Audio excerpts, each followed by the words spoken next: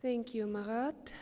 Thank you, Katja and Frank, for inviting me to be discussant on this fascinating panel on recognition, responsibility, and accountability.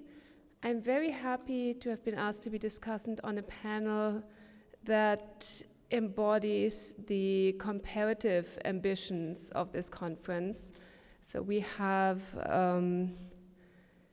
questions of remembering narrative and identity in the aftermath of state repressions, both in the case of the Gulag, but then also in the case of the Soviet special camps in the Soviet-occupied zone in Germany and then the GDR. And we have the South African Truth Commission all together on one panel. So I'm going to try to raise some questions that maybe we can ask across these cases and stimulate the discussion in this way. So all three cases and all three papers show the importance of some kind of narrative integration for making sense of the past on a personal and collective level, and also for creating the possibility to live with that past and do something with it in the present.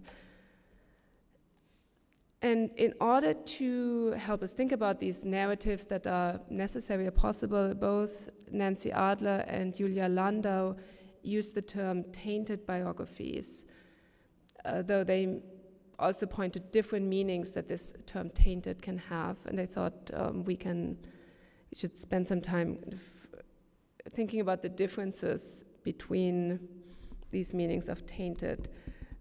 So a biography can be tainted due to somebody having been made politically suspect in an unjust regime. So there can be a kind of an innocent stain on somebody's biography, as in the case of many of the Gulag victims, and also in the case of, for instance, this woman Ellie, who was arrested for using newspapers that she had no idea of what they were even saying. Or there can be a case of somebody actually having been a perpetrator in a previous dictatorship and then being subject to administrative and legal punishments and disadvantages in a new regime that it might have its own problems, which would be the case of the first biography mentioned by Julia from the Buchenwald camp. So this shows us that personal narrative integration is one thing, but the legal framing and the wider social framing that biographies are given also really determines the narrative possibilities that somebody can have. And this term tainted biography also made me wonder about the South African case. Are there biographies in South Africa in the Truth Commission context that are tainted, either in the way that victimhood pursues a person into the new South Africa or pursues their families, or also in the possibilities or blocked possibilities that the perpetrators and their families might have. So maybe Pumla can comment on that a little bit, of if that term tainted biography would also apply to her context. And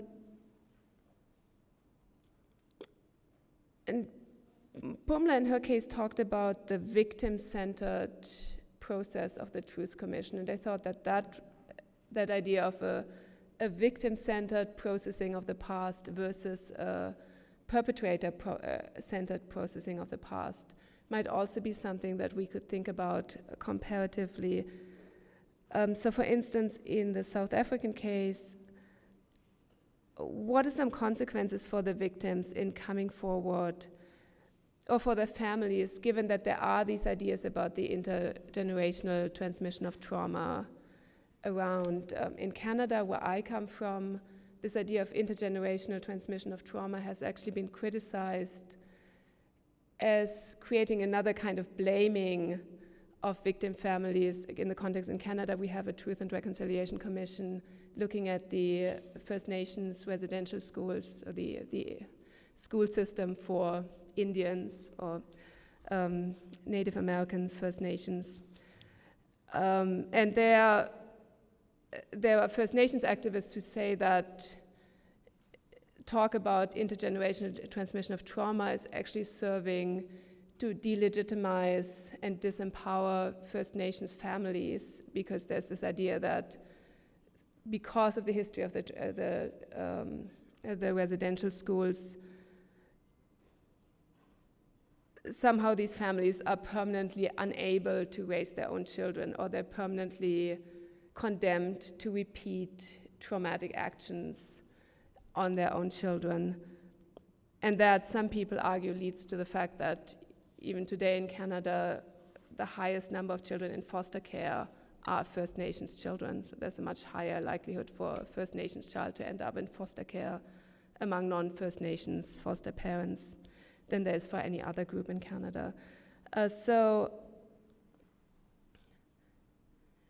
there are ways, I think, in which focusing on victims in these processes can also be problematic, and we might want to think about how to always bring in the perpetrators as well, and how to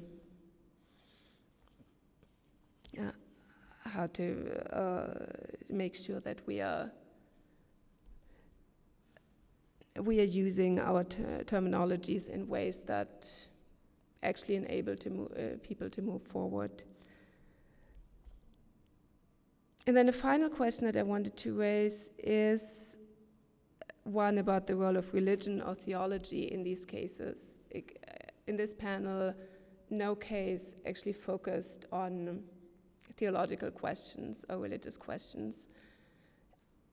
And in a way that was refreshing, but it might also raise the question, are we in a conference on theological questions sort of appropriating processes of historical memory that might be running their course without any reference to theology or religious institutions? So maybe the panelists can comment on the question whether they saw any evidence of religious ideas making a difference for the survivors of these camps. I mean, we had this one case of a person who became a theologian after living through the camps. I mean, is there a way in which religious concepts and practices help in processing these pasts? But also, is there danger of theology in a way claiming or colonizing these memories and claiming an overarching expertise that maybe people from Memorial, for instance, would contest? That maybe an organization like Memorial would say that it is not primarily the church that should be curator of Gulag memory, but it should be a secular organization. So that is, I think, also something that we should keep in mind on this conference, this question of, does theology have a monopoly on accountability, or are there other ways to think about accountability? And be just one very short answer that I was able to think of beyond this idea that on a personal level, religious belonging, religious ideas might be helpful to a person, is that religious organizations can be, in some cases, places where this kind of transition from having a personal narrative to being able to share a narrative can happen, so that through religious ritualization, there can be spaces where certain events of the past can be talked about that maybe are not talked about in the general public. That might be the case in South Africa, from what I've heard is a very distant and not very well informed observer. But other than the cases of the neo-martyrs, it doesn't seem to be the case in Russia at the moment. So that could maybe also be a question that we can raise more broadly. Like, what are the obstacles in the Russian church at the moment for becoming this kind of space to host memories that are not popular in the general public? Thank you very much.